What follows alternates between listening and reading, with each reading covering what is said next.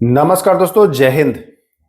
बिहार दरोगा मेंस, जी हाँ, बिहार दरोगा मेंस के लिए टेस्ट सीरीज आज से मैं प्रारंभ कर रहा हूं। लेकिन ये प्रतिदिन आपको नहीं कराया जाएगा, ठीक है। ये प्रतिदिन नहीं कराया जाएगा। कुल 15 टेस्ट मैं आपको कराऊंगा एग्जाम होने तक। आज पहला टेस्ट है। प्रश्नों का जो लेवल है वो बिल्कुल मेंस के जो पैटर्न है उसी पर आधारित है।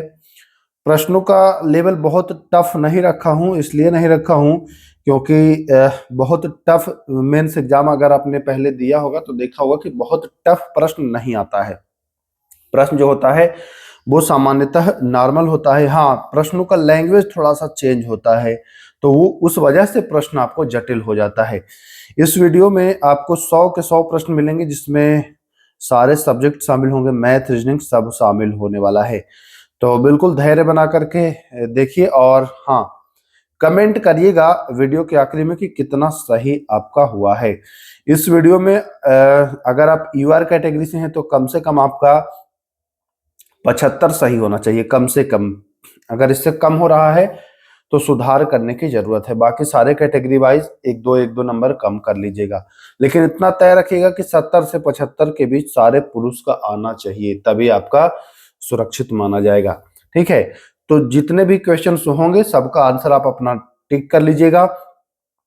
अब ऐसा नहीं, ऐसा मत करिएगा कि जैसे मैंने पहले का बता दिया, पहले का ऑप्शन, तो फिर आप कहिए कि हाँ हाँ मुझे भी तो यही लग रहा था। ऐसे नहीं, आपको पहले ही गेस कर लेना है और आंसर टिक कर लेना है। ये नहीं कि मैंने बता दिया कि लाइपेज का स्राव कहाँ से होता है तो आप कहेंगे कि हाँ हाँ मुझे भी तो यही लग रहा था, और ऐसे करके जोड़िएगा तब तो 85 हो जाएगा आपका सही। आपको पहले सही कर लेना है। तो चलिए, और आखिरी में कमेंट करेंगे। बहुत शानदार वीडियो होने वाला है, और इसमें प्रश्नों का जो लेवल है वो एकदम जानदार शानदार है, एग्जाम लेवल का जो रहता है वही है। तो चलिए आइए, पहला प्रश्न देखने में तो बड़ा इजी लग रहा होगा, लेकिन अधिकांश लोग इसको गलत कर देंगे। लाइपेज का स्राव कहां से होता है? चार विकल्प है: यकृत, अग्नाशय, लार ग्रंथि और अमाशय। लाइपेज, लाइपेज का स्राव जो होता है वो होता है कहां से? तो हाँ, वो होता है अग्नाशय यानी कि पैंक्रियाज से। ठीक है, अब कुछ लोग इसमें ये मत कर दिया कि हमको भी यही लग रहा था तो पहले क्यों नहीं किया। अगर बताने के बाद अगर आप जोड़ते हो तो उसको गलत मानना, वो आपका नहीं जुटेगा, सीधी बात है। अग्नाशय, लाइपेज जो होता है यह किसका पाचन करता है? तो कहेंगे कि सर ये तो वसा का पाचन करता है, यानी कि वसा का पाचन करने वाला लाइपेज का जो स्राव होता है यह अग्नाशय से होता है। क्लियर? चलिए, पहला प्रश्न का आंसर हो गया बी। दूसरा सवाल, HIV एड्स रोग का प्रथम केस भारत में किस वर्ष सामने आया था? अच्छा, भारत में तो कहीं नहीं दिया है। HIV एड्स का रोग का प्रथम केस किस वर्ष सामने आया था? तो ये ध्यान देना है। विकल्प है 1977, 1988, 1981 और 1992। अगर आता है तो अपना जोड़ लें।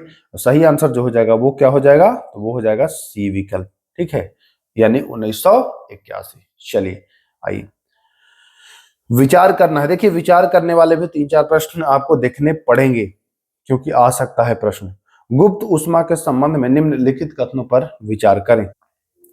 कथन एक कह रहा है, वायुमंडलीय दाब पर 1 kg ठोस को उसके गलनांक पर द्रव में बदलने के लिए आवश्यक ऊर्जा को गुप्त ऊष्मा कहते हैं। क्या ऐसा है कि 1 kg ठोस को उसके गलनांक पर द्रव में बदलने के लिए जो ऊर्जा खपत होगी उसी को गुप्त ऊष्मा कहेंगे? दूसरा है कथन, अवस्था परिवर्तन के दौरान तापमान में वृद्धि होती है। तो ध्यान रखना है, गुप्त ऊष्मा उसी को कहते हैं कि वायुमंडलीय दाब पर 1 kg ठोस को उसके गलनांक पर द्रव बदलने के लिए जितनी आवश्यक ऊर्जा लगेगी वही है गुप्त ऊष्मा। यह दूसरा कथन जो है वो गलत है कि अवस्था परिवर्तन के दौरान तापमान में बढ़ोतरी नहीं होती है, लेकिन यहां दिया है कि बढ़ोतरी होती है। यहां पर क्या हो जाएगा? विकल्प जो होगा वो केवल एक सही और दो गलत है, तो यहां भी विकल्प जो है वो बी सही हो जाएगा। चलिए चौथा सवाल, आइए, प्लाज्मा के संबंध में निम्नलिखित कथनों पर विचार करें। प्लाज्मा, कथन एक कह रहा है, प्लाज्मा आयनीकृत गैस की अवस्था है। दूसरा, इस अवस्था में कणों में न्यूनतम ऊर्जा और कण न्यूनतम उत्तेजित होते हैं। देखिएगा, अब आपको क्या लग रहा है, पहला सही दूसरा गलत, दूसरा सही पहला गलत, पहला सही दूसरा सही? तो कमेंट करें। इसका सही आंसर हो जाएगा पहला सही दूसरा गलत। प्लाज्मा जो है यह पहला सही, यानी कि कथन एक सही है और दो गलत है। कथन दो में क्या है, दो में देखिए कह रहा है कि न्यूनतम ऊर्जा, नहीं अधिकतम ऊर्जा होता है और अधिकतम उत्तेजित भी होते हैं। तो दोनों यहाँ पर पहला सही है दूसरा गलत, दोनों क्वेश्चन का यही होगा, पहला सही दूसरा गलत। चलिए आइए अगला सवाल, पांचवा प्रश्न की क्या कह रहे हैं। किसी यौगिक में तत्व सदैव निश्चित द्रव्यमान अनुपात में पाए जाते हैं। किसी यौगिक में तत्व जो होता है वो सदैव निश्चित द्रव्यमान अनुपात में पाए जाते हैं। यह नियम किसको दर्शाता है? तो यह जो है स्थिर अनुपात का नियम।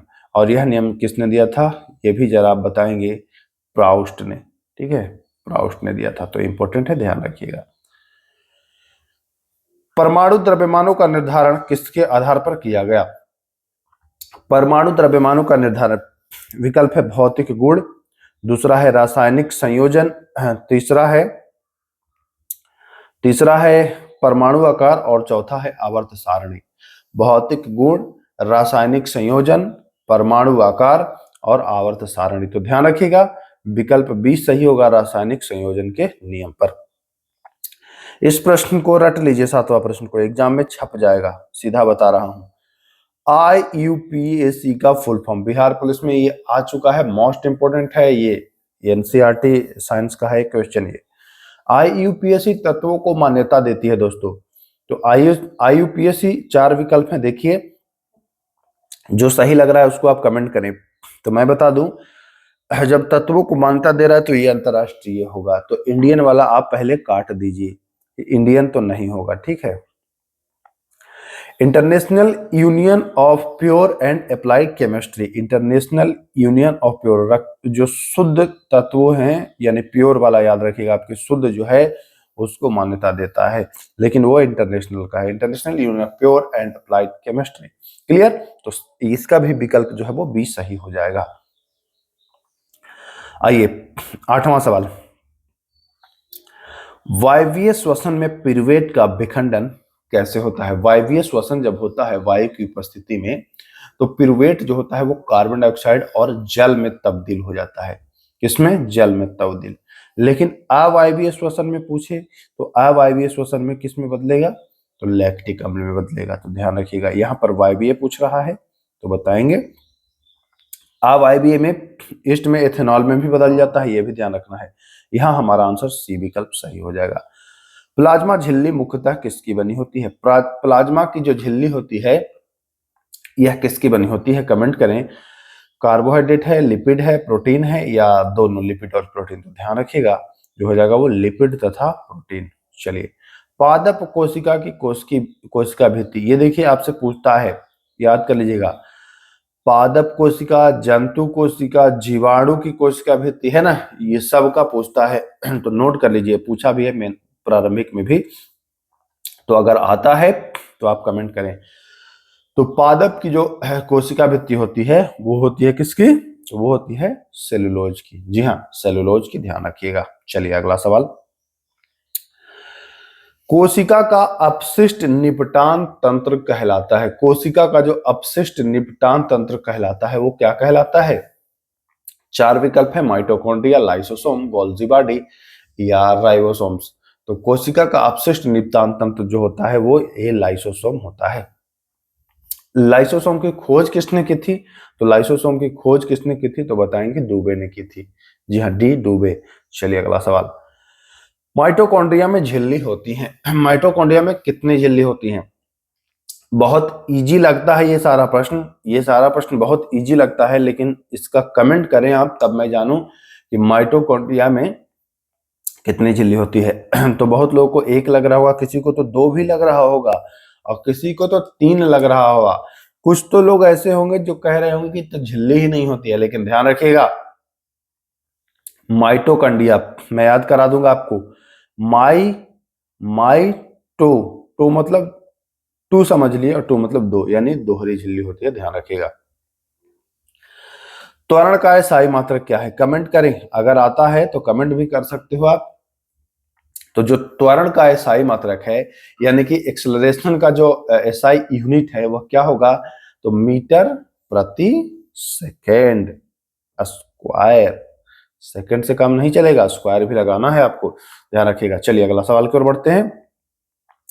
यह प्रश्न प्रारंभिक परीक्षा में भी आया है, बिहार पुलिस में भी आया है। प्रारंभिक परीक्षा से पहले मैंने आप लोग को बोला था कि इस प्रश्न को रट लेना मेरे भाई, रट लेना मेरे भाई, कराया था, रटा नहीं, आ गया। फिर बता रहा हूं, मेंस में ऐसे प्रश्न रिपीट हो सकते हैं। बहुत शानदार प्रश्न है, तो आइए। धागे से बंधा पत्थर गोल गोल घुमाने पर अगर आप छोड़ते हो तो किस दिशा में जाने की? देखिए यहां घुमाने घुमाने पर छोड़ने के पश्चात होगा, ठीक है। गोल गोल जब घुमाते हैं तो छोड़ने के पश्चात किस दिशा में जाने की वो प्रवृत्ति रखता है, अगर छोड़ देते हैं तो गोल गोल घुमाओगे और अगर डायरेक्ट उसको छोड़ दोगे तो कहाँ जाएगा? वृत्तीय पथ पर नहीं जाएगा, केंद्र की ओर भी नहीं जाएगा, वो जाएगा कहाँ? स्पर्श रेखीय सीधी रेखा पर। तो सी विकल्प ध्यान रखिएगा। गुरुत्वाकर्षण बल का गणितीय सूत्र है ना, तो गणितीय सूत्र जो हो जाएगा वो हो जाएगा विकल्प सी, एफ बराबर जी एम, बड़ा एम होगा, मास होगा, है ना, छोटा एम, और जैसे छोटी वस्तु बड़ी वस्तु को खींचती है आप तो जानते ही होंगे, और बाई डी स्क्वायर, मतलब दूरी का जो होता है वो वर्ग। आपको जब आप एनसीईआरटी साइंस कर रहे थे तो ये मैंने आपको बहुत अच्छे से क्लियर कराया था, समझाया था। चलिए अगले प्रश्न की ओर बढ़ते हैं। कार्य में होता है, देखिए बहुत छोटा प्रश्न लगता है, लेकिन ना समझ में आए तो ये दिमाग का दही कर देता है। इस पर आधारित प्रश्न पूछा था प्रारंभिक परीक्षा में। कार्य में होता है तो कार्य में कुछ नहीं होता है, केवल परिणाम होता है, दिशा उसा नहीं होता है, ध्यान रखिएगा। तो जहां दिशा है वो काट दीजिए, केवल परिणाम पर आप लगाइए। आइए अगला सवाल। किसी वस्तु द्वारा उसकी स्थिति या विन्यास में परिवर्तन के कारण प्राप्त ऊर्जा क्या कहलाती है? उसकी स्थिति या विन्यास में परिवर्तन हो रहा है तो उसको आप, स्थिति की वजह से हो रहा है ना, तो वो क्या रखेंगे आप? यांत्रिक ऊर्जा नहीं होगा, स्थितिज ऊर्जा होगा, ध्यान रखिएगा।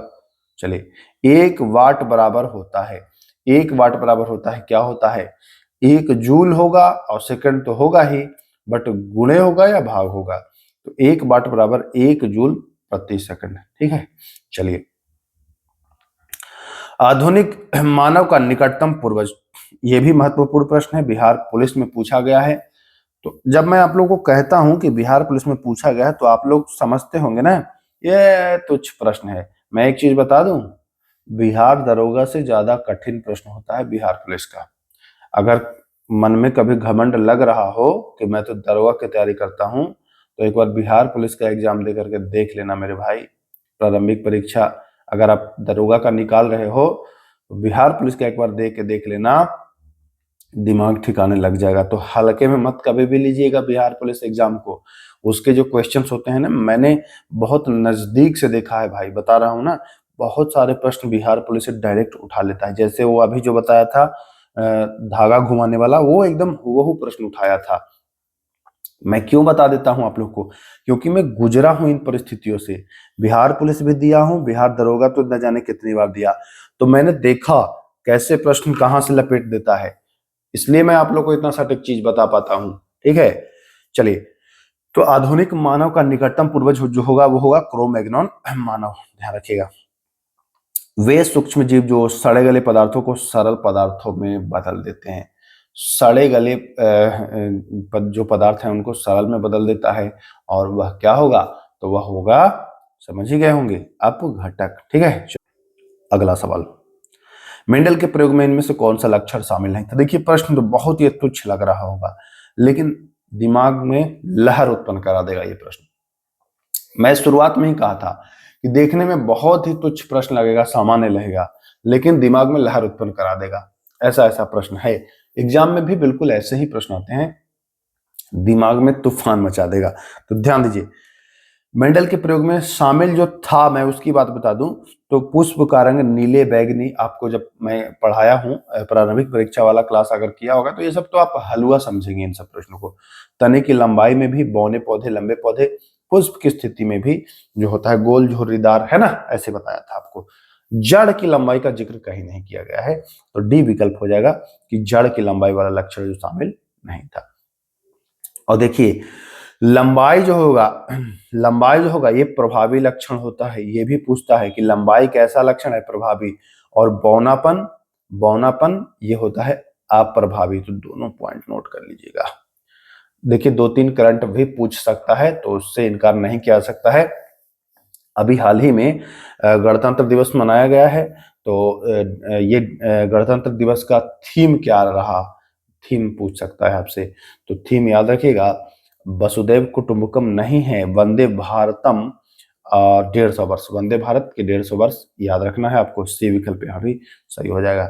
इसके मुख्य अतिथि कौन थे, तो ध्यान रखिएगा मुख्य अतिथि जो थे वह 2 व्यक्ति थे, एंटोनियो कोस्टा और उर्सुला वॉन डेर लियोन, है ना, यूरोपीय संघ, यूरोपीय आयोग, ध्यान रखिएगा, इंपॉर्टेंट है। चलिए, हाल ही में निधन हुई खालिदा जिया किस देश की पहली महिला प्रधानमंत्री थी।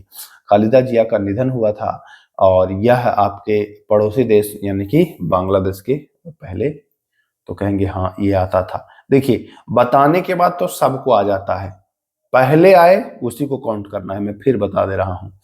चलिए आइए, भारतीय विशिष्ट पहचान प्राधिकरण UIDAI द्वारा जारी शुभंकर का नया नाम क्या है। नया नाम शुभंकर जारी किया गया है भारतीय विशिष्ट पहचान प्राधिकरण के द्वारा। इसका नया नाम जो है वह क्या है, आधार है, उदय है, प्रगति है या संकल्प है। तो ध्यान रखिएगा, बहुत इजीली आप याद कर लोगे। आधार का जो ये आधार ही होता है ना, लेकिन इसका जो शुभंकर है वो उदय है, उदय।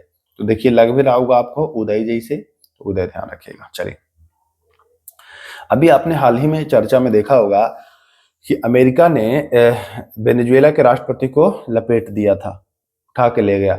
हाल ही में ईरान के भी जो थे उनको उनको तो मार ही दिया है, लेकिन वेनेजुएला वाले को वो ले गया था उठा करके। वो किस ऑपरेशन के तहत इसने ऐसा किया है, तो वो अमेरिका ने ऑपरेशन चलाया था।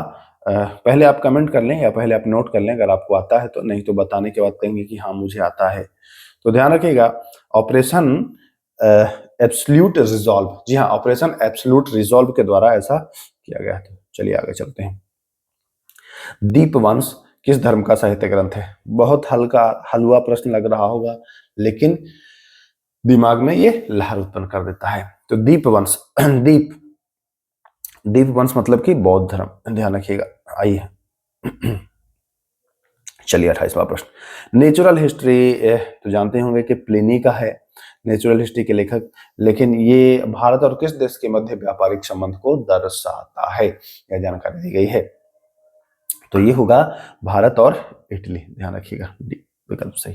तारिक ए फिरोज शाही पुस्तक के लेखक कौन है। तारिक ए फिरोज शाही पुस्तक के लेखक कौन है, तो जानते होंगे ये प्रश्न इजी है। तो जो सही आंसर हो जाएगा वो हो जाएगा ऑप्शन नंबर क्या, बताइए, ऑप्शन नंबर जियाउद्दीन बर्नी, एक ऑप्शन। चलिए, डोमिंगोज पायस भारत पर विजयनगर के किस विजयनगर के शासक के समय आया था। डोमिंगोज पायस जो आया था यह विजयनगर का कौन सा शासक था जब ये भारत आया था। तो ये जो आया था वो आया था हरिहर और बुक्का के समय में नहीं आया था भाई, कृष्णदेवराय के समय में आया था, ध्यान रखिएगा। यूरोपीय की प्रथम पुर्तगाली फैक्ट्री कहाँ में स्थापित हुई। यूरोपीय जो थे उनकी पहली पुर्तगाली फैक्ट्री जो हुई वह कहाँ में हुई। तो कितने लोगों को लग रहा है कि गोवा में, और कितने लोगों को सूरत लग रहा है, कुछ लोगों को तो कोचीन भी लग रहा होगा, है ना। तो जिनको कोचीन लग रहा होगा वो समझिए कि सही लग रहा है, ठीक है। चलिए, तृतीय आंग्ल मैसूर युद्ध में सूरत में किसने टिप्पू सुल्तान को पराजित किया। तीसरा जो आंग्ल मैसूर युद्ध हुआ इसमें टिप्पू सुल्तान को किसने पराजित किया था, तो ये पराजित करने वाला जो था वो क्या था। 4 ऑप्शन है, देखिए, वेलेजली है, मिडोज है, कार्नवालिस है और क्लाइव है। तो किसने पराजित किया था, तो हाँ बिल्कुल गलत बता रहे हैं आप, पराजित करने वाला जो था वो था कैप्टन मेडोज। आइए चलिए अगला सवाल। ए ला शापेल की संधि, ए ला शापेल की संधि किस वर्ष हुई थी? ए ला शापेल की संधि किस वर्ष हुई थी? विकल्प है 1748, 1764, 1772 या 1784। तो यह जो था वो 1748 था, ध्यान रखिएगा। कांग्रेस की प्रथम महिला अध्यक्ष जो एनी बेसेंट थी, कहाँ की अध्यक्षता की थी? है ना, कांग्रेस की पहली महिला अध्यक्ष थी डॉक्टर एनी बेसेंट। इन्होंने कहाँ में किया था? तो जी हाँ, बिल्कुल कलकत्ता में 17, है ना।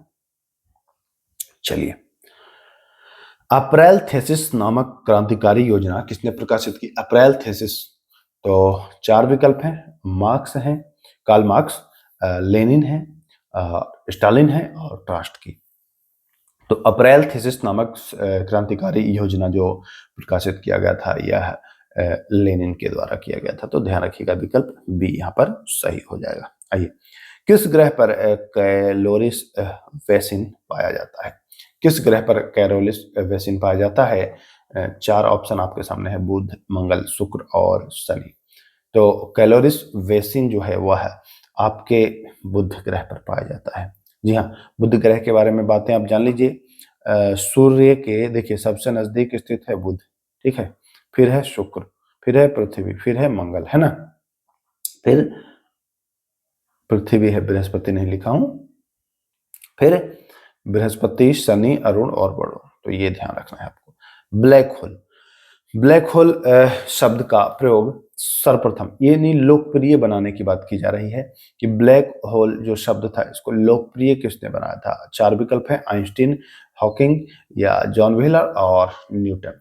तो ध्यान रखिएगा, ब्लैक होल को जो लोकप्रिय बनाया है वह है जॉन व्हीलर है। ध्यान रखिएगा, जॉन व्हीलर। चलिए अगला सवाल।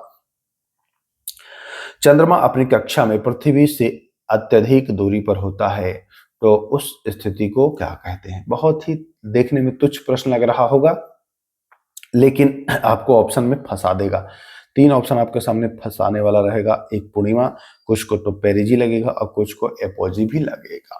तो ध्यान रखना है, सही आंसर जो होगा, चंद्रमा जब अपनी कक्षा में पृथ्वी से मतलब दूर हो, अत्यधिक दूरी हो, तो एपोजी होता है। क्या होता है? एपोजी। चलिए अगला सवाल। इनमें से किस ग्रह के सबसे अधिक उपग्रह हैं? सबसे अधिक बृहस्पति और शनि में ही होता है, और यह प्रश्न तो प्रारंभिक परीक्षा में पूछ भी दिया गया है। बताना है आपको कमेंट करके कि किसके सबसे ज्यादा ग्रह हैं। तो सबसे ज्यादा जो ग्रह हैं, पहले तो बृहस्पति के थे, बट अब जो है वो शनि के हैं। सियाल पृथ्वी के किस परत से संबंधित है? तो सियाल जो पृथ्वी की है, यह कैसे परत से संबंधित है? तो बताएंगे, यह जो है वो कैसे, अम्लीय चट्टानों से संबंधित है। तो बी विकल्प सही हो जाएगा। चलिए, नीचे दिए गए चट्टानों का सही संयोजन कौन सा है? पहला है बेसाल्ट, दूसरा है चूना पत्थर, तीसरा है ग्रेनाइट और चौथा है बलुआ पत्थर। ठीक है, चौथा है बलुआ पत्थर। अब ये चारों देख लीजिए, इसके बाद आपको इन चारों का जो है वो देख लेना है। तो सिस्ट है, फिर संगमरमर है, फिर नीस है, फिर क्वार्टजाइट है। तो आपको अगर इसमें एक भी याद होगा तो आप कंप्लीट कर लेंगे। ध्यान रखिएगा, जो आपने क्वार्टजाइट पढ़ा है यह बलुआ पत्थर है। तो बलुआ पत्थर 4 में था, तो 4 का 4 देखिए किसी विकल्प में है, तो 4 का 4 यानी बी में भी है और सी में भी है। चलिए, अब अगर एक में आप देखेंगे तो एक में बेसाल्ट है, और बेसाल्ट आप जानते हैं कि बेसाल्ट जो है वो कैसा है, सिस्ट के अंतर्गत आता है। तो एक में ए हो जाएगा, एक में ए, हाँ, तो ये बी वाला ऑप्शन सही हो जाएगा। कराकाटाऊ, कराकाटाऊ ज्वालामुखी यहाँ हाल ही में विस्फोट हुआ है। यह कहाँ स्थित है? जापान, फिलीपींस, चिली या इंडोनेशिया। तो कराकाटाऊ ज्वालामुखी जो है वो है आपका इंडोनेशिया। अगला सवाल, पेंटागोनिया का पठार कहाँ स्थित है? पेंटागोनिया का पठार जो है वो स्थित है कहाँ? 4 विकल्प है, ब्राजील, पेरू, अर्जेंटीना और चिली, है ना। ब्राजील, पेरू, अर्जेंटीना और चिली। तो ध्यान रखिएगा, पेंटागोनिया का जो पठार है वो अर्जेंटीना है। चलिए, इनमें से किस राज्य में रेड होल खनन किया जाता है? ये सारे प्रश्न आपको नहीं मिलने वाला है, इधर उधर समझ लीजिए। जो आपको जड़ी बूटी टॉनिक पिलाया जा रहा है ना, उससे कुछ होना नहीं है, ध्यान रखिएगा। आप जब तक एनसीईआरटी के प्रश्न करना नहीं शुरू करेंगे तब तक आपका कुछ नहीं होगा। नोट कर लीजिए, ये सारे प्रश्न आपको एनसीईआरटी में मिलेंगे। चलिए, इनमें से किस राज्य में रेड होल खनन किया जाता है? रेड होल खनन आपको मेघालय में किया जाता है। ध्यान रखिएगा, कहाँ में किया जाता है? मेघालय में। और वहाँ खनिज निकाला जाता है, जैसे कोई भी खनिज है ना, तो वहाँ के जो लोकल आदिवासी हैं वो रेड होल खनन करके निकालते हैं। चलिए, ये प्रश्न 1275 वाले प्रारंभिक परीक्षा में पूछा था, इसलिए ये महत्वपूर्ण है, ध्यान रखिएगा। पालर पानी कहा जाता है, किसे कहा जाता है पालर पानी? नदी का पानी, भूमिगत जल, वर्षा का जल और हिमनद जल। तो पालर पानी जान लीजिए कि राजस्थान में आप जानते हैं कि रेगिस्तान है, पानी की बड़ी किल्लत है। तो जब बरसात होता है तो वहाँ लोग छत पर से ऐसे बनाए रहते हैं टांका नीचे, और यहाँ से पाइप जोड़ करके, जैसे छत के कोने में छेद करेंगे, यहाँ से पाइप जोड़ करके टांके में पानी को उतारते हैं। ये जो बरसात का पानी होता है ना, इसी को पालर पानी कहा जाता है। राजस्थान का इंपॉर्टेंट है ये, तो राजस्थान में ये होता है। अब एनसीईआरटी का प्रश्न है तो इसलिए बहुत ज्यादा इंपॉर्टेंट है, ध्यान रखिएगा, एग्जाम में पूछता है ऐसे ऐसे प्रश्न। ठीक है, तो ये हो जाएगा वर्षा का पानी। चले आगे अगले प्रश्न पर। जीवित जड़ पुल, लिविंग रूट ब्रिज, आपने देखा होगा कि पेड़ रहता है, जैसे इस तरफ रोड है, इस तरफ रोड है, नहर है, इसको पार करने के लिए पेड़ की जो जड़ है ना, उस जड़ से ऐसे पुल बन जाता है या बनाया जाता है। जड़ पर चढ़ करके ही लोग पार होते हैं, यही लिविंग रूट ब्रिज कहा जाता है इसको, जीवित जड़ पुल। और यह कहाँ में होता है? तो यह जो होता है, 4 ऑप्शन है, असम, अरुणाचल, मेघालय, नागालैंड। देखिए, मैं चाहता हूं कि आप ईमानदारी से, यहाँ तो मान के चले कि हमको झूठ बोल के निकाल देंगे आपके 80 क्वेश्चन सही हो रहा है, लेकिन एग्जाम में आप अगर एक बार लगा दिए ए ऑप्शन तो यही हो जाएगा फिक्स, वहां नहीं होगा बदलना। यहाँ तो कर लोगे चालबाजी। ध्यान रखना, जीवित जड़ पुल जो है वो असम में नहीं है, मेघालय में है। ठीक है, तो नोट कर लीजिएगा। शुष्क प्रदेशों में विकसित होने वाले अनुप्रस्थ वालुका स्तूपों को क्या कहा जाता है? मैंने पहले ही कहा है कि प्रश्न लगेगा इजी, लेकिन इजी होगा नहीं। ठीक है, शुष्क प्रदेशों में विकसित होने वाले अनुप्रस्थ वालुका स्तूपों को बरखान कहा जाता है। क्या कहा जाता है? बरखान। राजस्थान वगैरह में जाओ तो ये मिलने वाला है आपको ज्यादा। इनमें से कौन सी गर्म जलधारा नहीं है, यानी कि ठंडी जलधारा है? तो ठंडी जलधारा एक तो हमबोल्ट भी है, ठीक है, लेकिन हाँ हमबोल्ट ऑप्शन में नहीं है, तो फॉकलैंड याद रखिएगा। हमबोल्ट और फॉकलैंड भी है, ये ठंडी जलधारा है। दक्षिणी सूडान की राजधानी कहाँ है? देखिए, ऑप्शन है खार्तूम, जुबा, नैरोबी और अदीस अबाबा। 4 ऑप्शन में रखा हूं। सूडान का राजधानी, दक्षिणी सूडान है, सॉरी, खार्तूम, जुबा, नैरोबी और अदीस अबाबा। देखिएगा, अदीस अबाबा जो राजधानी है ये है इथियोपिया की। अदीस अबाबा कहाँ की है? इथियोपिया की। नैरोबी जो है वो है केन्या की। दक्षिणी सूडान की जो है वो है जुबा, और केवल सूडान रहे तो उसका है खार्तूम। तो आपसे दक्षिणी सूडान पूछा है तो जुबा लगाएंगे। इनमें से किसकी तटरेखा लंबी है? बहुत अच्छा प्रश्न है, और ध्यान दीजिएगा, नहीं गलत हो सकता है, इजी है, इजी प्रश्न है। इनमें से किसकी तटरेखा सबसे लंबी है? तो ये तो आप देख के ही कर देंगे, है ना, गुजरात लगा देंगे, जो कि गलत लगा देंगे। मैं तो कह रहा हूं कि देख के ही कर देंगे, गलत लगा देंगे गुजरात। बहुत लोगों को लग रहा होगा कि नहीं नहीं गलत नहीं है सर। देखो भाई, सिंपल सा है, एग्जाम में अगर क्वेश्चन को पढ़ना नहीं आएगा तो आप पास नहीं कर पाओगे। आपसे क्या पूछा है? इनमें से किसकी तटरेखा सबसे लंबी है? कहीं आपसे राज्य का उल्लेख किया, कहीं आपसे केंद्र शासित प्रदेश का उल्लेख किया, कहेंगे नहीं। तो अंडमान निकोबार को क्यों भूल रहे हो? लगभग 2000 किलोमीटर है इसके पास तट। ठीक है, गुजरात से कहीं ज्यादा। कहेंगे नया डाटा में गुजरात का भी बढ़ गया है। तो बाबू, नया डाटा में अंडमान का भी बढ़ गया है, ठीक ना, ध्यान रखना है। किसी भी परिस्थिति में अंडमान ही होगा आंसर। हाँ, अगर राज्य पूछ दे कि किस राज्य की, तब आप गुजरात के साथ लगाओगे, क्योंकि अंडमान निकोबार यूटी है, केंद्र शासित प्रदेश है, राज्य नहीं है। तो पॉइंट को ऐसे समझना है। हैमिल्टन किस उद्योग के लिए प्रसिद्ध है? हैमिल्टन जो है यह किस उद्योग के लिए?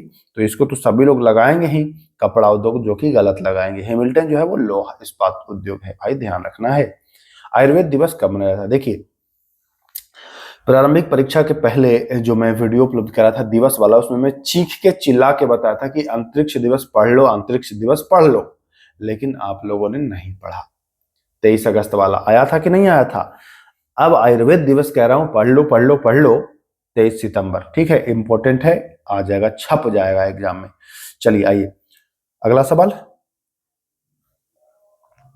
सीज फ्राइड रेखा किन दो देशों के बीच स्थित है? सीज फ्राइड रेखा, तो सीज फ्राइड रेखा जो है वो है, एक तो फ्रांस होगा और दूसरा होगा जर्मनी, ध्यान रखिएगा। चलिए, थल सेना का दक्षिण पश्चिमी कमान कहाँ स्थित है? थल सेना का दक्षिण पश्चिमी जो कमान है वो है आपके कहाँ में? तो वो है आपके, बताइए। हाँ सही बोल रहे हैं, जयपुर में। चलिए देखिए, ये है रीजनिंग टाइप का, इसका मैं आंसर बता दे रहा हूं, आप कर लीजिएगा और मिलान करा लीजिएगा बाद में, ठीक ना। अब क्योंकि इन सबको कराऊंगा तो समय लग जाएगा, तो सबका आंसर बता दे रहा हूं, तो ध्यान रखिए। या कहिए तो सॉल्व करा दूं, एक सॉल्व कराता हूं, लेकिन टाइम ज्यादा लगेगा ना, फिर आप लोग भागते हैं, ज्यादा टाइम लगता है। तो ABCDE एक वृत्ताकार, तो पहले आपको एक वृत्ताकार मेज बना लेना है, और चारों केंद्र की ओर मुंह करके बैठे हुए हैं। ई और बी के बीच केवल ए है। अगर मैं दो कंडीशन बनाऊंगा, ठीक है, दो कंडीशन में बनाऊंगा। एक कह रहा है कि ई और बी के बीच में, ई और मान के चलो कि यहाँ बी है, तो ई और बी के बीच में क्या बैठेगा? केवल ए है, तो यानी कि यहाँ केवल ए बैठेगा, यही होगा। या दूसरा ये होगा कि ई होगा इधर, बी होगा इधर और ए होगा इधर। ठीक है, ये कंडीशन होगा। ठीक, अब आगे क्या कह रहा है? डी बी के एकदम बाईं ओर है, डी जो है बी के एकदम बाईं ओर है, तो डी होगा बाईं ओर। अब केंद्र की ओर मुंह किया है, तो बाईं तो इधर होगा ना, तो डी तो यहां पर हो जाएगा, डी जो हो जाएगा वो यहां पर हो जाएगा। ठीक है, सी के एकदम बाईं ओर कौन है? तो अब जो बच गया वो तो सी यही हो जाएगा ना, यहीं पर अब खाली बचा है जगह, तो सी हो जाएगा यहां पर। ठीक है, तो सी के एकदम बाईं ओर कौन है? तो सी के एकदम बाईं ओर यही वाला होगा, ई होगा। तो हमारा दूसरा जो गोला बना है, देखिए ऐसे में हमेशा आप दो स्ट्रक्चर का निर्माण करिएगा, ठीक है, क्योंकि अगर एक स्ट्रक्चर से आपको ना बने तो आपका समय व्यर्थ ना हो, दूसरा स्ट्रक्चर आपको उसी समय वहीं से शुरू हो जाएगा। जैसे आपने पहला स्टेप लिया, ठीक है, पहला स्टेप इसमें भी लिया, तो वहीं से शुरू हो गया कंटिन्यू। ऐसे पहले इसको बनाते, फिर दूसरा में फिर शुरू से करते, तो ऐसे करिएगा, तो क्या हो जाएगा आंसर? ई हो जाएगा एकदम बाई ओर। तो कहेंगे बिल्कुल सही सर, एकदम सटीक बताए हैं। चलें आगे, आइए चलिए आ जाइए। शेखर उत्तर दिशा की ओर 10 मीटर चलता है। देखिए, आपको ये ज्ञान होना चाहिए कि ऊपर जो होता है वो उत्तर होता है, ठीक है, नीचे जो होता है वो दक्षिण होता है, फिर इधर जो होता है वो पूरब होता है, और इधर जो होता है वो पश्चिम होता है। ये आपको ध्यान रखना है। तो शेखर उत्तर की ओर 10 मीटर चलता है, यानी कि इधर चलता है ये 10 मीटर, आप ऐसे लिख लेंगे 10, ठीक है। फिर वह दक्षिण दिशा की ओर 6 मीटर चलता है, यानी कि इधर ही रिटर्न हो जाता है 6 मीटर। तो ये दूरी बच गई है कै मीटर की? अब 4 मीटर की है दूरी इसके पास बच गई है। फिर वह पूरब दिशा की ओर चलता है 3 मीटर, यानी कि इधर चलता है 3 मीटर, ठीक है, 4 और इधर 3। अब वो अपने प्रारंभिक दूरी से कितने? तो 4 और 3, तो 4 चौके 16 और 3 ये 9, यानी कि 16 और 9 25। 25 का आप निकालें, इसका विकर्ण निकलेगा कुल मिलाकर के ये वाला, तो विकर्ण निकलेगा तो 5 आ जाएगा, 25 का 5, तो 5 मीटर। क्लियर हो गया, बिल्कुल सही।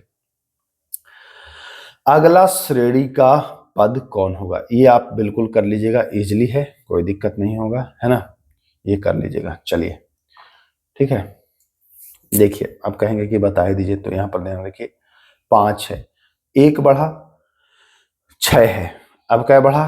3 बढ़ा, फिर 9 से 15 है, क्या बढ़ा? 6 बढ़ा, फिर 15 से 25 है, क्या बढ़ा? 10 बढ़ा। यहां पर आप देख रहे होंगे कि यहां बढ़ रहा है 2, इनमें बढ़ रहा है 3, इनमें बढ़ रहा है 4, तो अब क्या बढ़ेगा? 5, तो 10 और 5 क्या हो जाएगा? 15, तो 25 और 15 क्या हो जाएगा? 40 हो जाएगा। समझ पाए कि नहीं समझ पाए? नहीं समझ पाए तो ध्यान रखिएगा, फिर से मैं समझाने की कोशिश करता हूं, ध्यान रखेंगे। ठीक, आइए देखिए, 5 है, ठीक, 5 से 6 कितना बढ़ा? तो 1 बढ़ा। 6 के बाद 9 है, 9, 6 से 9 कितना बढ़ा तो 3 बढ़ा। 9 के बाद क्या है 15 है, 15 कितना बढ़ा तो 9 में 6 जोड़ देंगे तो 15 आ जाएगा। 15 के बाद क्या है 25 है, तो ये 25 में अगर 10 जोड़ेंगे, 10 जोड़ेंगे 15 में तो 25 आ जाएगा। अब हम देखते हैं कि अंतर कितना हुआ, तो 1 और 3 का अंतर 2 हुआ, 2 हो गया। 3 और 6 का अंतर 3 हुआ, तो 2 के बाद 3 हुआ। 6 और 10 का अंतर 4 हुआ। अब जो होगा वो अंतर होगा 5, यहां पर होगा 5, तो 10 और 5 15, तो 40। ठीक है, चलिए आइए अगला सवाल। अब मैं बता दूंगा, केवल आंसर आप करते जाइएगा, नहीं समय ज्यादा लगने वाला है। यदि शब्द, ये जो शब्द है इसके सभी वर्णों को वर्णमाला क्रम में पुनः व्यवस्थित किया जाता है, तो पुनः व्यवस्थित करने के बाद कौन सा वर्ग जो होगा वो मध्य में होगा। ये भले आपको लग रहा होगा कि इतना इजी है, इतना मतलब जटिल है, लेकिन जटिल उटिल नहीं है। आपको ध्यान रखना है, एबीसीडी से शुरू करना है, तो सबसे पहले क्या आएगा, सबसे पहले बी आएगा, तो बी लिख दीजिएगा, ये वाला बी। बी के बाद आएगा सी, तो सी, एक सी है यहाँ, एक सी है वहां, 2 सी हो गया। ठीक है, अब ध्यान रखिए कि इसके बाद डी आना चाहिए, डी नहीं है तो ई आएगा, तो ई आ जाएगा। ठीक है, अब देख लीजिए पहले कितने लेटर हैं, तो 1 2 3 4 5 6 7 8 9 10 11, 11 लेटर है। ठीक है, तो ई के बाद क्या आएगा, तो ई के बाद एक और ई है, तो 2 ई हो गया, यानी कि 5 तो हो गया। अगला जो आएगा वही बीच में आएगा ना, तो ई के बाद अब क्या आएगा, आई आएगा, आई। तो क्या हो जाएगा सही आंसर हमारा, आई बिल्कुल सही आंसर हो जाएगा। बहुत ज्यादा सब लिखने की जरूरत नहीं है, मान लिए 5 इधर होगा, 5 इधर होगा, बीच में एक होगा, तो बीच वाला हम उठा लेंगे। आइए ये प्रश्न आप कर लीजिएगा, इसका राइट आंसर 2 हाथी हो जाएगा। ये भी प्रश्न आप कर लीजिएगा, इसका आंसर हो जाएगा कितना 250 यानी कि 250। ठीक है, लुप्त पद ज्ञात करना है, ये भी आप कर लीजिएगा, मैच करा लीजिएगा आप, इसका होगा विकल्प बी, जीएमजे। ये भी आप कर ही लीजिएगा, इसका जो आंसर हो जाएगा। अच्छा, इसको कैसे करना है ये जरा मैं बता देता हूं। आपको देख लेना है यहां पर आंसर की लंबा पूछ रहा है, तो आप ठिगना ठिगना को काटते चलिएगा, बाकी आपका हो जाएगा। सचिन कमल से ठिगना है परंतु राम से लंबा है। ठीक है, तो आप नोट करते जाइएगा, जो जो चीजें बताएगा ना उसको नोट करते जाइएगा, आपका आंसर जो हो जाएगा वो कमल आ जाएगा। जो 583 का संबंध 293 से है, वह संबंध 488 का किससे है, तो ये 378 हो जाएगा इसका सही आंसर। ठीक है, अगर दक्षिण पूर्व उत्तर बन जाता है और उत्तर पूर्व पश्चिम बन जाता है, तो पश्चिम क्या बनेगा, तो इसको आप कमेंट करिएगा, बहुत इजी है इसलिए मैं नहीं बताऊंगा। सूर्योदय पर सूर्योदय पर होडर इस तरह खड़ा है कि उसकी छाया उसके दाएं पड़ रही है। ठीक है, सूर्योदय पर एक आदमी है जो इस तरह खड़ा है कि उसकी छाया जो है उसके दाएं पड़ रही है। सूर्योदय का मतलब कि सुबह का समय, और सूर्य जो होगा वो पूरब में होगा, तो ऐसे ये खड़ा है कि उसकी छाया उसके दाएं पड़ रही है, दाएं पड़ रही है। तो सूर्योदय के समय छाया कैसे पड़ता है, इधर पड़ेगा, तो इधर व्यक्ति का दाएं कब होगा, जब वो इधर देख रहा हो, यानी कि जब वो दक्षिण की ओर देख रहा हो, तो उसका मुंह किस दिशा में है, तो उसका मुंह दक्षिण दिशा में है। सिंपल सा है, बस समझने भर की देरी थी, नहीं समझेंगे तो गलत करेंगे, समझेंगे तो सही करेंगे। चलिए, एक कार्य करने वाला है, इसको आप लोग कर लीजिएगा, है ना। 66 का मैं आंसर इसका बता देता हूं, तो इसका आंसर जो हो जाएगा वो हो जाएगा कितना रुपया, 250 रुपया। ठीक है, 250 रुपया। कैसे करना है अगर चाहे तो मैं इसको बताऊं, तो ध्यान रखिएगा, एक्स एक कार्य को 6 दिन में पूरा करता है। ठीक है, एक्स जो है वो 6 दिन में, वाई इसको 8 दिन में करता है, वाई इसको जो है वो 8 दिन में करता है। जेड की सहायता से तीनों मिलकर इस कार्य को 3 दिन में कर लेते हैं। तो आप इन दोनों का मिला लीजिए, इन दोनों का मिला लीजिए कि ये दोनों मिलकर कै दिन में करेगा।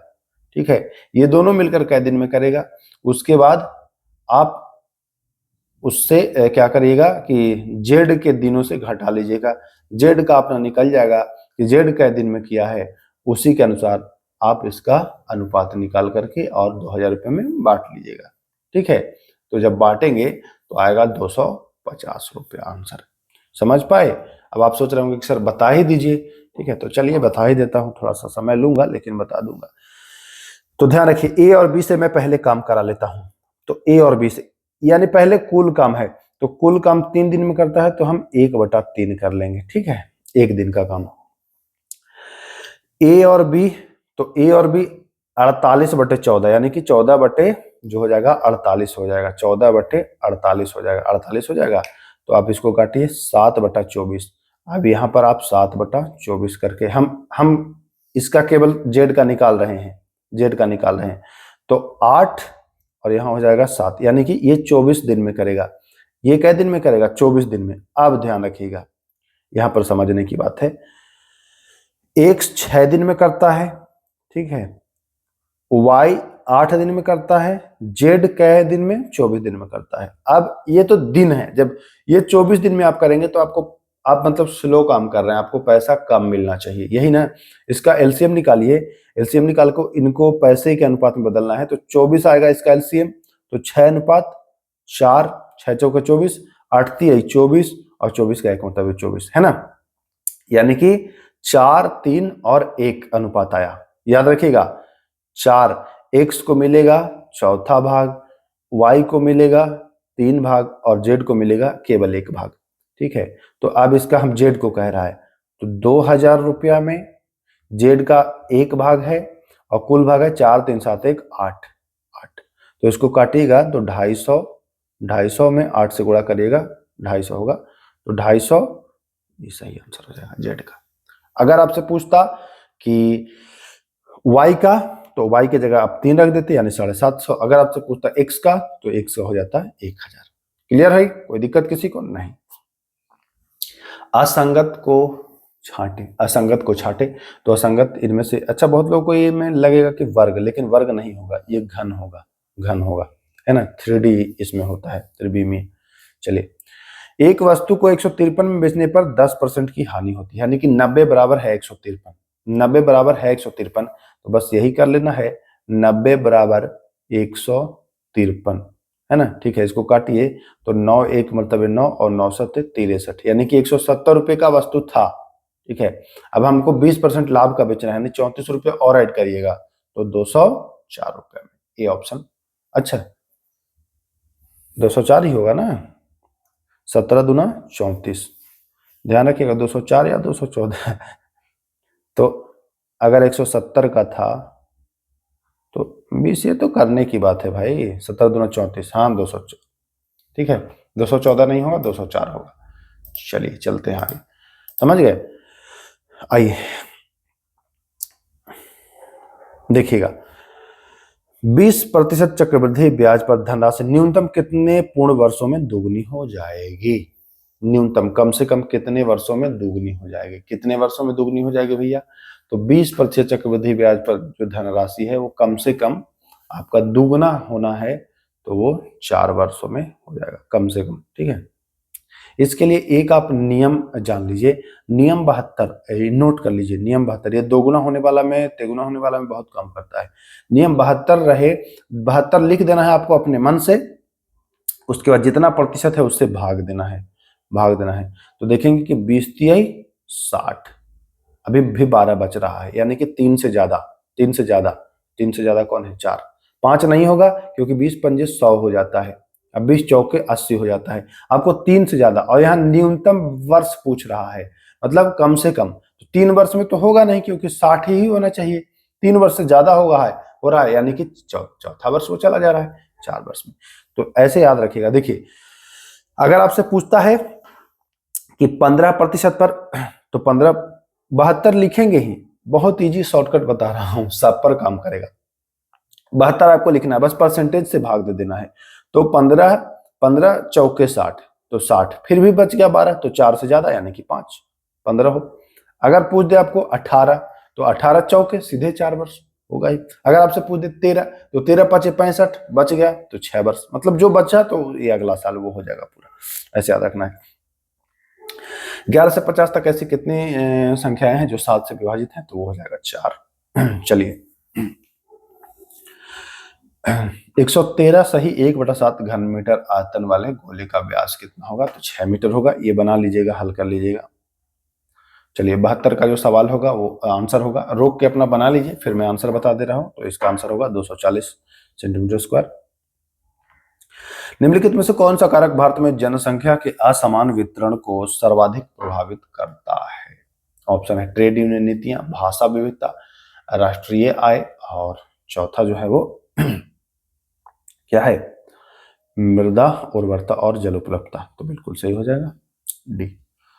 विंध्य पर्वतमाला का सुदूर पूर्व भाग कैमूर की पहाड़ी मध्य प्रदेश के जबलपुर जिले के समीप से शुरू होकर बिहार के किस जिले के समीप समाप्त होती है? तो आप बिहार के देखेंगे ये आ जाता है आपके रोहतास तक। ठीक है। आर्थिक दृष्टि से वैश्वीकरण का मुख्य अर्थ क्या है? आर्थिक दृष्टि से वैश्वीकरण का मुख्य अर्थ है कि विश्व अर्थव्यवस्था से ही जुड़ना। ठीक है। इकोनॉमिक्स के भी 3-4 प्रश्न रहेंगे आपको। चलिए, झारखंड में बरवाडीह पश्चिमी वन रेंज में अपनी पहली बाघ सफारी की घोषणा की है। यह किस बाघ अभयारण्य का भाग है? तो यह जो है झारखंड में आपने सुना होगा पलामू, है ना, पलामू का ही भाग है। ये इंपॉर्टेंट है, ध्यान रखिएगा। निम्नलिखित में से शॉर्टकट कुंजी, जो कीबोर्ड की शॉर्टकट कुंजी है, उनमें से उनके कार्यों का कौन सा सही संयोजन है? देखिए, किसी शब्द को ढूंढना होता है तो आप कंट्रोल एच करते हो, फाइंड एंड रिप्लेस, है ना, तो कंट्रोल एच। तो ये तो होगा नहीं। कंट्रोल वी से होता है पेस्ट करना। ठीक है। कंट्रोल सी, कंट्रोल प्लस सी, कंटेंट को क्लिपबोर्ड पर कॉपी करना, तो हाँ कॉपी होता है सी से। एफ खुले टैब, खुले टैब बदलना नहीं। कंट्रोल टैब चयनित टेक्स्ट का कॉपी करना, ये भी नहीं। तो विकल्प यहाँ पर बी सही हो जाएगा। उद्देश्य प्रस्ताव आया कब था और स्वीकार कब किया गया था? देखिए, ये प्रश्न फंसाता है बच्चों को। यहां पूछ रहा है स्वीकार कब किया गया। आया था दिसंबर में, स्वीकारा गया था जनवरी में। तो 22 जनवरी 1947 को ये स्वीकारा गया था। आया था 13 दिसंबर को। चलिए, संविधान सभा में कुल कितने सत्र हुए थे? 9, 10, 11, 12। संविधान सभा में जो सत्र हुए थे, वो टोटल सत्र जो हुए थे वो कितने? 11 थे। चलिए, आइए अगला सवाल।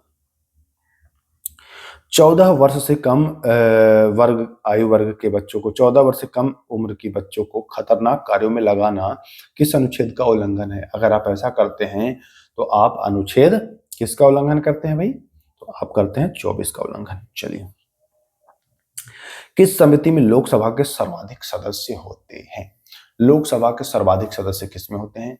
तो ऑप्शन है लोक लेखा समिति, अधीनस्थ विधायन समिति, विशेषाधिकार समिति, या प्राक्कलन समिति। तो लोकसभा का सर्वाधिक सदस्य ये प्राक्कलन समिति में होता है। ठीक। चलिए, राष्ट्रपति के निर्वाचक मंडल में कौन शामिल नहीं होता? तो राष्ट्रपति के निर्वाचक मंडल में ध्यान दीजिएगा 4 विकल्प है। संसद के दोनों सदनों के निर्वाचित सदस्य पहला विकल्प है। दूसरा है राज्य विधानसभा के निर्वाचित सदस्य, दिल्ली व पुदुचेरी के विधानसभा के निर्वाचित सदस्य, संसद के दोनों सदनों के मनोनीत सदस्य। आपसे कह रहा है कि कौन शामिल नहीं होता है। तो आपको मैं बता दूं कि मैं बहुत बार एक ट्रिक का यूज करता हूं। वो ट्रिक का नाम है विल्लो रानी। वी से विधानसभा, लो से लोकसभा, राज से राज्यसभा, और नी से निर्वाचित सदस्य, विल्लो रानी। ये सब भाग लेते हैं, विधानसभा, लोकसभा, राज्यसभा के निर्वाचित लेते हैं भाग। ठीक है। अब आइए हम लोग ऑप्शन में आते हैं। देखिए, निर्वाचित वाले तो रहेंगे, मनोनीत वाले भाग नहीं लेते। तो नहीं लेने में डी ऑप्शन सही हो जाएगा। निर्वाचित वाले सब लेंगे, दोनों सदनों के, ठीक है, और विधानसभा के, बाकी मनोनीत वाले नहीं लेंगे। राष्ट्रपति उम्मीदवार की जमानत राशि जब्त हो जाती है यदि वह कुल मतों का 1/4 भाग नहीं पाता है, कुल डाले गए मतों का 1/6 भाग नहीं पाता है, कुल मतों का 1/10 भाग नहीं पाता है, मत का 1/3 भाग नहीं पाता है।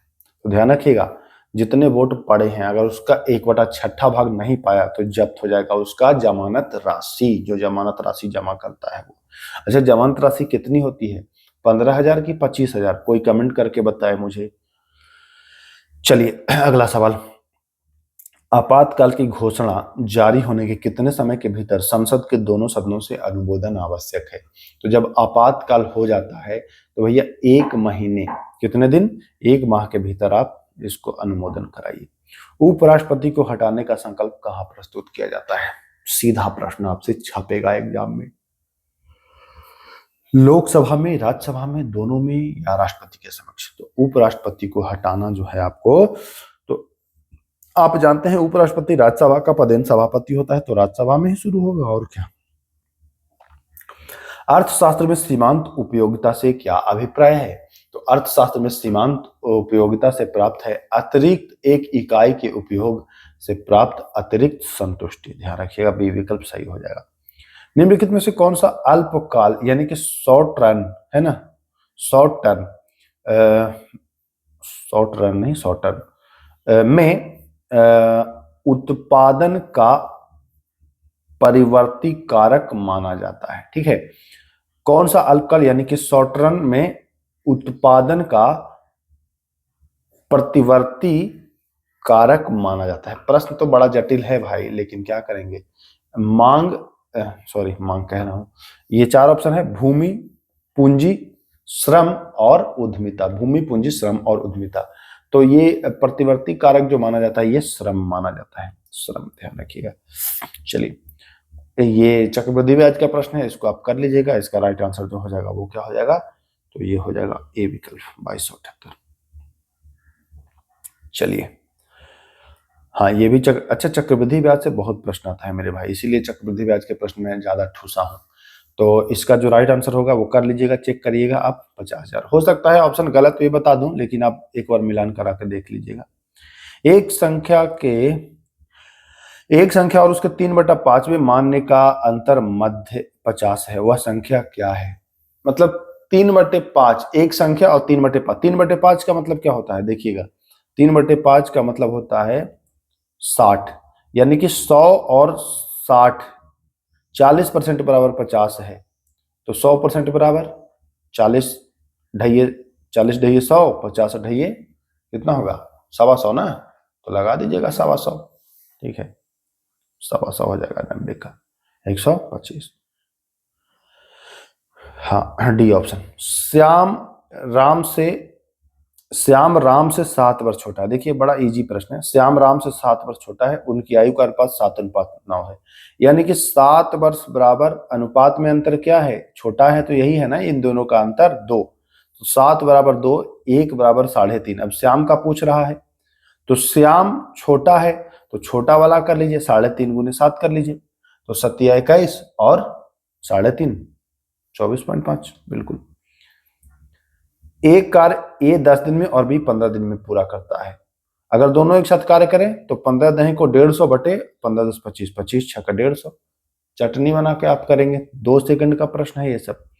मांग की लोच का मान शून्य होने का अर्थ क्या है, कि मांग पूर्णतः आलोचदार है। ठीक है, मुख्यमंत्री के कर्तव्य का उल्लेख, लगता तो बड़ा इजी प्रश्न है लेकिन आता नहीं है किसी को, है ना।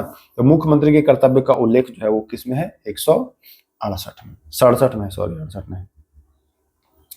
बिहार में पहली बार मुख्यमंत्री कौन थे जब राष्ट्रपति शासन लगा था, तो थे बीपी शास्त्री, है ना, बीपी शास्त्री यानी कि भोला पासवान शास्त्री।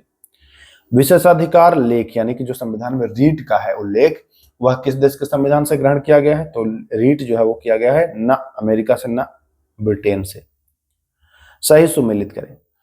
बलवंत राय मेहता समिति, ठीक है, बलवंत राय मेहता समिति कब आया था, अशोक मेहता कब आया था, जीवी के राव कब आया था, एल एम सिंधवी कब आया था, तो ध्यान रखिएगा बलवंत राय जो आया था यह, अब आपको करना है ना, आंसर देख के करिए, 1957, 1977, 1985 और 1956 कौन होगा, तो पहले बलवंत राय है, तो बलवंत राय आप जानते हैं कि आया था 1957 में, तो पहला में 1957 हो जाएगा, तो या तो ये वाला होगा या तो ये सी वाला होगा। ठीक है, तो पहले का ये हो जाएगा। फिर आया था बलवंत के बाद क्या था, तो बलवंत के बाद अशोक था, अशोक आया था 77 में, तो 77 या तो ए होगा या तो सी होगा। अरे बाप रे, दोनों सही है यार। जीवी के राव आया था 85 में, यही पकड़ाएगा, तो सी हो जाएगा। ठीक है, ताराबाई किसकी संरक्षिका के रूप में मराठा प्रशासन कर रही थी, तो ताराबाई जो थी वो शिवाजी द्वितीय के। प्रथम आंग्ल मराठा युद्ध के समय पेशवा कौन था, प्रथम आंग्ल मराठा युद्ध जब हुआ था तो उस समय जो पेशवा था वह था माधव नारायण राव। ठीक, चलिए आखिरी सवाल है, करिएगा इसका आंसर। वर्नाक्यूलर प्रेस एक्ट किस पत्र पर सबसे पहले लागू किया गया था? तो इसमें बहुत सारे लोग, मैक्सिमम लोग इसको गलत ही करते हैं। सारे लोग अमृत बाजार पत्रिका लगा के निकलना चाहते हैं, लेकिन जान लीजिए अमृत बाजार पत्रिका ने अपना नाम बदला था। पहली बार लागू इस पर नहीं हुआ था, गलत हो गया ना, ये लागू हुआ था सोम प्रकाश पर। ठीक है, तो अब बताइए, प्रश्न देखने में बहुत इजी लग रहा था, जैसे एग्जाम में लगता है, लेकिन बाहर निकलने के बाद सब गलत हो गया भैया, इतना गलत। तो 100 में अगर आपका 75 नहीं आ रहा है तो स्थिति मतलब चिंता वाला विषय है, चिंता करिए, देखना पड़ेगा। ठीक है, और अगर 70-75 है कैटेगरी वाइज के अनुसार तो ठीक ठाक स्थिति में है। तो चलिए कमेंट करिएगा, और अगर अच्छा रिस्पांस रहेगा आप लोगों का तो फिर वीडियो लाऊंगा टेस्ट सीरीज पर। 15 के 15 आपको टेस्ट उपलब्ध करा दूंगा। ठीक है, और अगर आप पीडीएफ चाहते हैं इसका कि पीडीएफ भी मिल जाए तो डिस्क्रिप्शन में टेलीग्राम का लिंक दे दे रहा हूँ, पाठशाला विद केके में ज्वाइन करिए, वहां इसका पीडीएफ आपको निःशुल्क दे दिया जाएगा। टेस्ट सीरीज का पीडीएफ निःशुल्क आपको दिया जाएगा, तो आकर के पीडीएफ ले लीजिए। टेलीग्राम का लिंक डिस्क्रिप्शन में दे दिया हूँ। तो चलिए फिर मिलते हैं, तब तक के लिए नमस्कार, जय हिंद।